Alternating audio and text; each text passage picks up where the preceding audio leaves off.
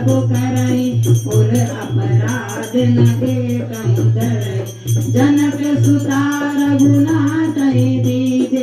इतना कहा मोर प्रभु कीजे जब तेई कहा देन बेदे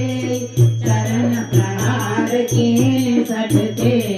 नाई चरण सिरु चला सुता कृपा सिंधु रघुनायक जान करि प्रणाम निज कथा सुनाई राम कृपा आपन कट पाई ऋषि अगस्त्य की साप भवानी राजस भयो राम ज्ञान बंदी राम पद बारहि बारा मुनि निज आश्रम पगुधारा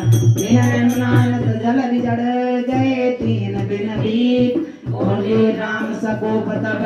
भय बिन होय न प्रीत